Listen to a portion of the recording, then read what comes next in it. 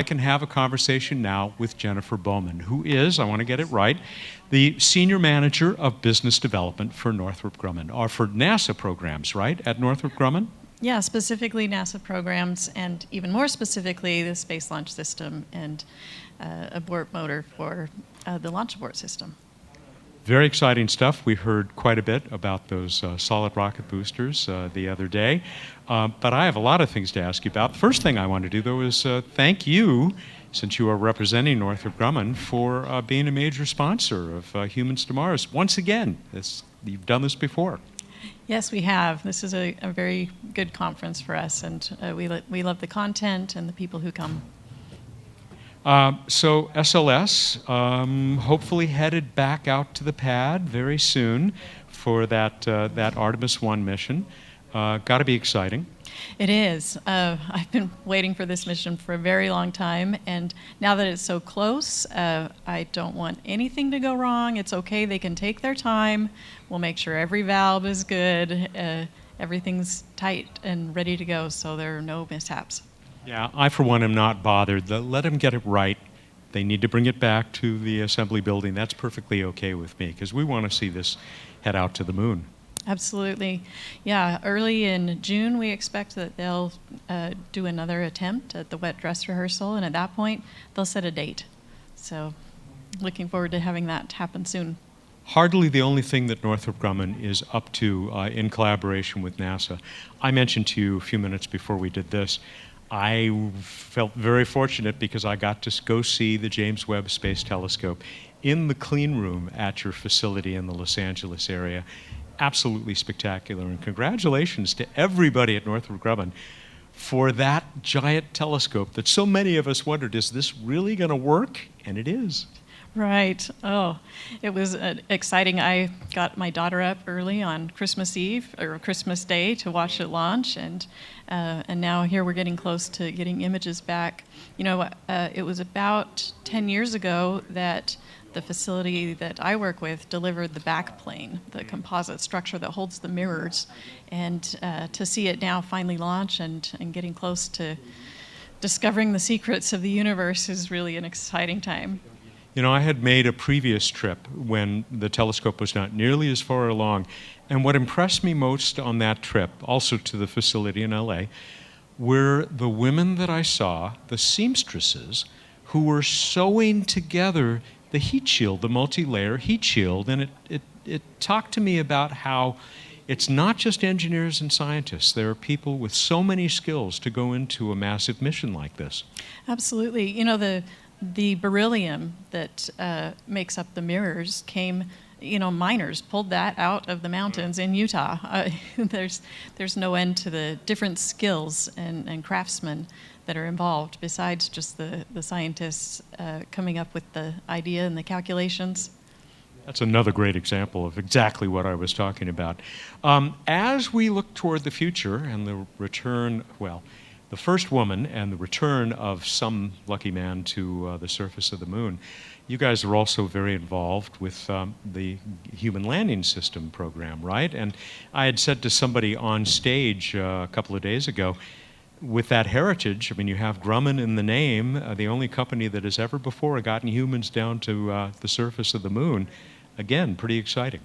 It is, and inspires a little bit of confidence in me that we'll be able to get it right.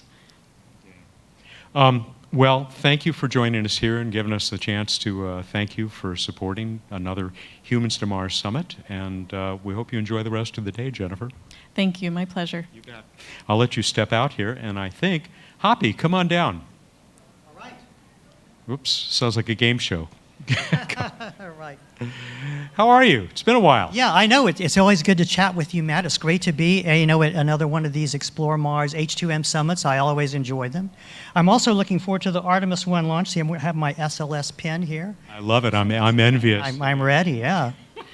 I have my Planetary Society P, designed by the boss, Bill Nye, but I'll trade you. No, actually I won't. You're still chief engineer, right, for Yes, NASA's Mars? For NASA's robotic Mars exploration program, Yes. right? Yeah. Yeah, that's what I had in mind. And you're staying busy with other stuff as well. I mean, it was addressed during a session today. It came up. But I want to talk to you about something that you proposed, which is I was doing some research. It stirred up some interest, excitement. And that's this 2033 Mars proposal that you put forward. Tell us about it. Well, it's not really a proposal. It was a study that we did just to see if it's feasible or not. But, I'm always inspired when Congressman Perlmutter holds up his sticker. It says 2033, yes, yeah. 2033. So, we did a study to see, is that really feasible at this point?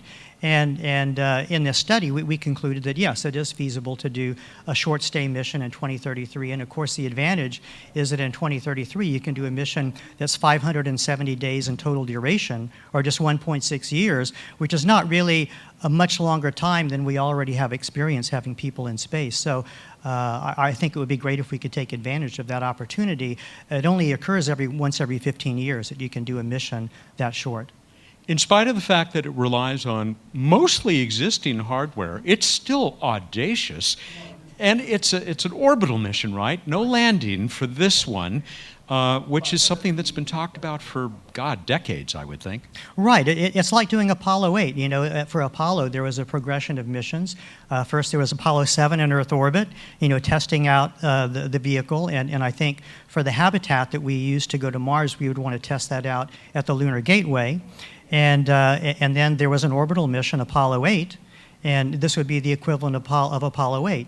And then hopefully those systems could be utilized then when we add a lander to go onto the Apollo 11 stage and actually do a sortie mission to land on the surface of Mars, maybe 4 years after we do the orbital mission.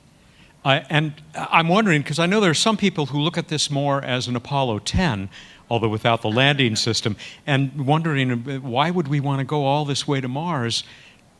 You've talked about because it'd be great practice, but all the way to Mars and to get so tantalizingly close as they did on Apollo 10. Right. Well, I think the key thing is having a lander. And so having a lander to actually be able to meet the crew in orbit, land them on Mars, and then come back up to the orbiter to come back to Earth, I don't see that could be feasible by 2033. There's just a lot of time and money that would have to be invested in that. I think it could be ready by the mid to late 2030s. But I think 2033 is this opportunity to do the Apollo 8 step and do an orbital mission. If we were to be so bold, it would definitely be a bold step to take. I'll say. And as I said, mostly conventional existing hardware, Falcon Heavies, a lot of them, 3 SLSs, Space Launch Systems. Right, yes, that's right. Yeah, so chemical rockets, assembly in space, and first human mission to Venus? Right, because the 2033 opportunity, in order to get back to the Earth, in 570 days, you do a Venus flyby gravity assist. So if we did this mission, it would be the first crew to go to Mars and Venus. Quite a historical first. A twofer. That's right, exactly. I don't want anybody to get the idea, since the panel you were on today was about nuclear, not versus, but nuclear and chemical propellant. Absolutely. You're a nuclear engineer, so I imagine you don't have anything against nuclear propulsion that's now back in development. Yeah, not at all. I'm really excited about developing these nuclear propulsion systems. But as we saw in the National Academy's report on that, it's probably not going to be ready for humans to use for a while. But I absolutely think we should continue that development. And one of the things we noted in the panel is that I think it's absolutely essential to have nuclear surface power for the moon and also for Mars to provide reliable power and a lot of power for crews that would be living for a long time on the surface of those worlds. Got to make that oxygen to breathe and make more fuel, right? Although I think yours doesn't require that propellant be brought for the return. Do I have that right? Yeah, so the concept that I have studied, you take all of your propellant with you, and it's all space storable propellant. So there's no cryogenics. You don't have to keep anything cold. And you have everything you need to come back. And for a lander that we've studied, it's fully fueled MAV, so you're able to do abort at any time, even during descent. You could abort to orbit, or after you land, or if you didn't land next to the place where you really wanted to land to, you can still abort to orbit and come back up. Could you hop over to where you want to be? That probably don't have enough propellant for that, yeah. Just a shot in the dark there.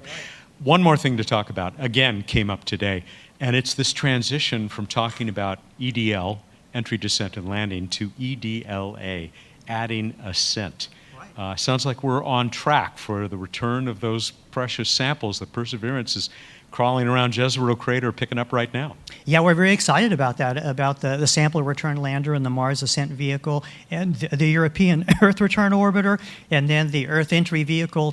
There's a lot of steps involved in bringing those samples back. It's a pretty complex problem, but things are on track. It's still, the plans are not completely finalized yet. It's still being studied, but people are on board. They've signed up to be on board, and it's moving out in a very serious way. It's in NASA's budget, so we're off and running for Mars sample return. Exciting times, especially for Mars exploration. Thank you, Hoppy. Always a pleasure, and thanks for being part of Humans to Mars again. Oh, great. My pleasure. Always good to be here with you. So, Hoppy Price, NASA's chief engineer for Mars exploration programs, but based at JPL for many, many years. Well, it's based at JPL, but in the program office, we're representing all of NASA, so I wear my NASA hat. I have my NASA pen on, see?